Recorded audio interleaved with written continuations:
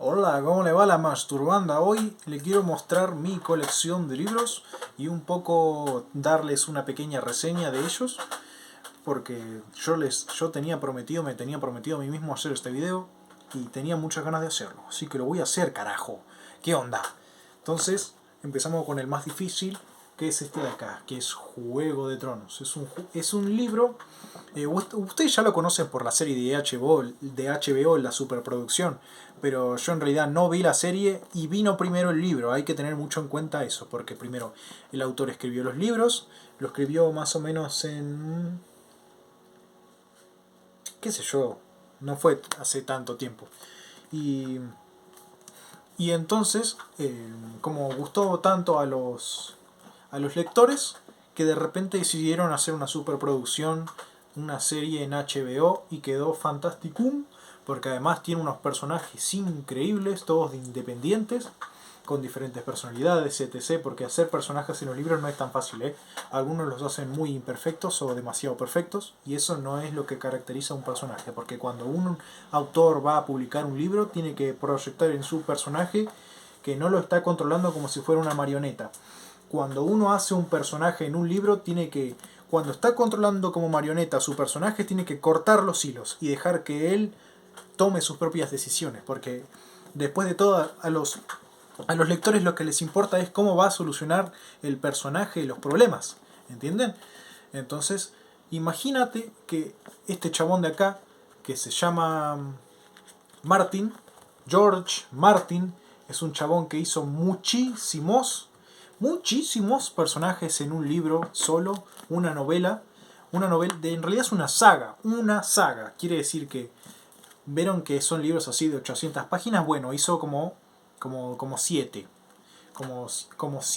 novelas de la misma saga de 800 páginas. Es más, fui a la biblioteca el otro día y vi que uno de los libros de Juego de Tronos que era un bloque más o menos, y no debe tener 500, no sé, 2000 páginas, qué sé yo, pero era un bloque la huevada. Yo era ilegible, yo no voy a seguir leyendo la saga simplemente por eso, porque era un bloque el libro.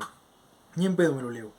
Pero la verdad que está muy bueno. Si ustedes quieren empezar a leyendo novelas, no empiecen por esta, porque es un poco complicada de entender, a menos que tengan una excelente comprensión lectora.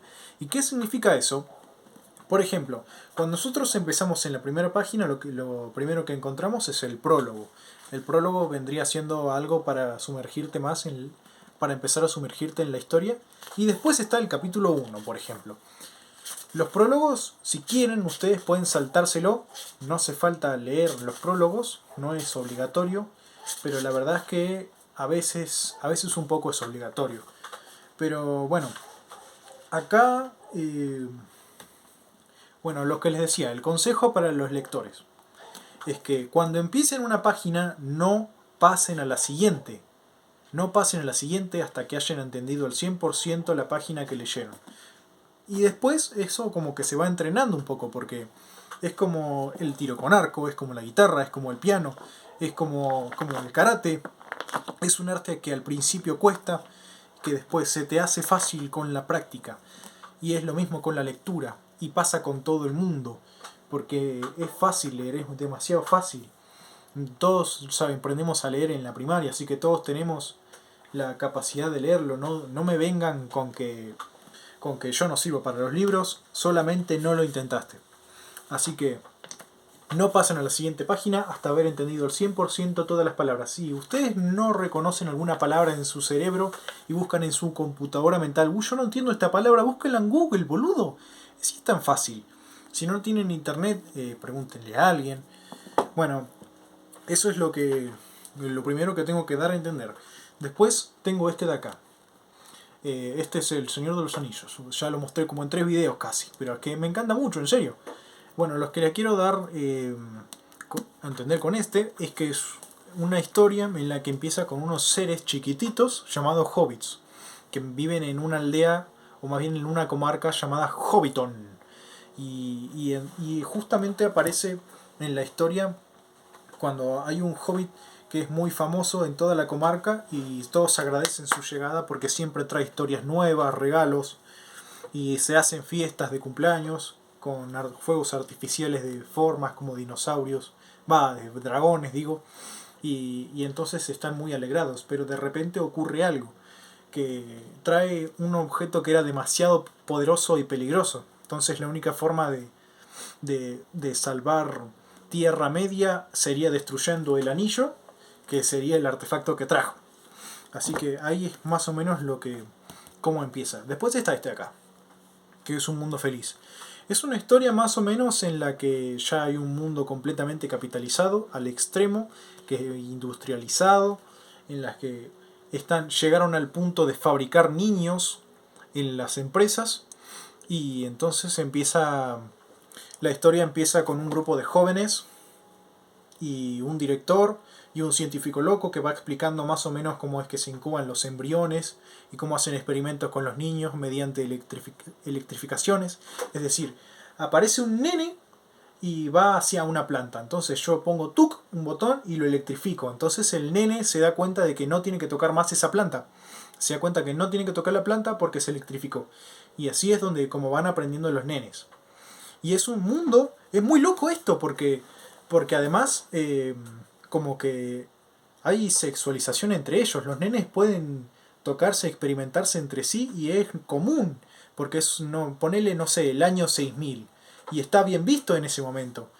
Y bueno, es extraño, es extraño. Yo la verdad que me quedé sin palabras con este autor, es muy bueno, es de los clásicos. Y después está este, que es La insoportable levedad de ser, de Milán Kundera.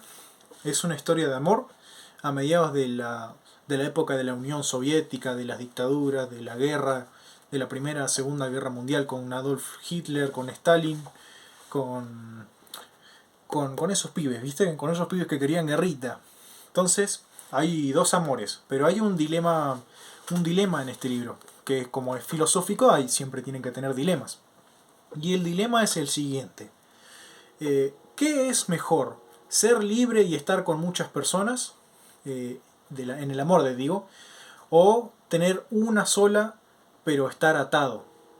Es decir, no tenés ninguna libertad, pero estás con una persona y estás siendo fiel, estás siguiendo las éticas. Bueno, exactamente es esto lo que cuenta el libro.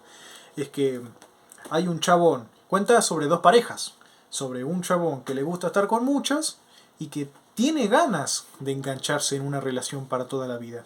Y después hay un chabón que estaba enganchado desde chiquito, ya estaba concentrado en mantenerse con una sola persona y de repente le dio por ser infiel, porque le encantó esa cosa y al final se terminó quedando solo, pero bueno, ese es el dilema que tiene.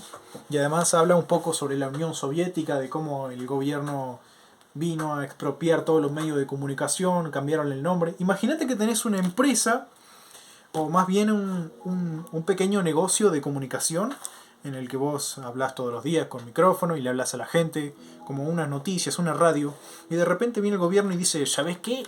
Esto ya no se va a llamar nunca más. No se va a llamar Radio El Domi. Ahora se va a llamar Radio Soviética, padre. Así que vos, fuera, yo me quedo con tu medio de comunicación y voy a hablarle a la gente sobre lo bueno que es este gobierno, padre. Es más o menos así. Y es lo que pasa en la mayoría de dictaduras. De hecho, los dictadores lo primero que hacen es tomar los medios de comunicación para advertirle a la gente o llenarles la cabeza. Pero bueno, son cosas de la vida. ¿Para qué hay que quejarse? Y después está este. Yo no me lo leí absolutamente nada, tengo que ser absolutamente sincero, pero lo que tengo entendido es que muestra el significado de muchas de las palabras, porque una palabra es solamente un conjunto de letras, pero tiene mucho significado. Es decir, por ejemplo, el sol. Cuando nosotros decimos sol, ¿qué significado tiene sol? Bueno, es una esfera de gas, una esfera gaseosa que es el centro del sistema solar, que no sé qué carajo. Y bueno, lo mismo pasa con las palabras simples. No puedo darles ejemplo ahora porque voy a tardar media hora.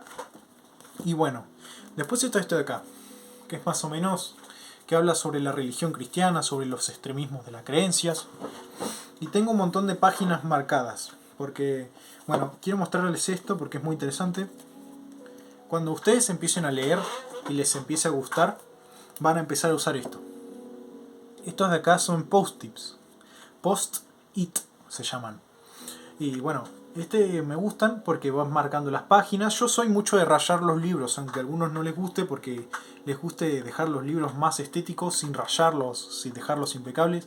Pero al final, ¿qué sentido tiene dejarlos impecables si no entendiste nada? Yo, para organizar mejor las ideas, los pensamientos, los debates, entonces yo tengo que rayar el libro, no me queda otra. O por lo menos buscas de estos, pero gorditos, y los vas pegando y vas poniendo las anotaciones de cosas que vos vas pensando y que vas entendiendo, y entonces entendés mucho mejor los libros y los vas disfrutando mucho más. Entonces, yo los azules, porque algunos ponen los post-its del mismo color del libro para que quede estético, pero no. Tienen que tener un código de colores. Por ejemplo, el azul lo uso para las ocasiones que son interesantes. El rosado lo uso para emociones, como la tristeza. El verde todavía no lo uso, me parece. Creo que son para las prosas. O para referencias de la vida real. O sí, son referencias para la vida real. Después que creo que realmente no lo usé. No lo usé en ninguno. Bueno, a ver. Creo que son las partes importantes. Ahí está. El naranja lo uso para las partes importantes. Y después está el amarillo, que son las prosas. La prosa es más o menos hacerle entender al lector un montón de cosas mediante pocas palabras. Es decir, por ejemplo, o también puede ser alargar la frase para hacer entender muchas más cosas. Por ejemplo, es aburrido si vos decís, va a salir el sol. Porque también puedes decir que los rayos de luz reflejaban sobre las hojas, interrumpiéndose por su movimiento, haciendo que todo se ponga de un tenue rosa. Eso es prosa. Bueno, vamos al caso otra vez, que ya voy 12 minutos, amigo, una banda. Bueno, alguna de las partes importantes es, por ejemplo, ustedes conocen el símbolo que es una estrella de 5 puntas que lo usan en el satanismo básico falso. Bueno, se llama pentáculo. Yo lo conocía como tetragramatón de otras religiones, pero en realidad se llama pentáculo. Me parece, capaz se llama de otra forma, porque igual este libro tampoco es tan confiable. Bueno, después hay un tema muy interesante acá. Por ejemplo, paganus significa habitante de campo y villano significa habitante de villas. Y como los paganos no tenían adoctrinamiento cristiano, no creían en Dios, se los consideraba malos. Por eso villanos pasaron a ser malos, cuando deberían ser solamente habitantes de villas. Y entonces en las películas siempre salen los villanos, que son gente mala, pero al final solamente eran personas comunes y corrientes que no tenían el mismo pensamiento que los cristianos y terminaban siendo azotados socialmente.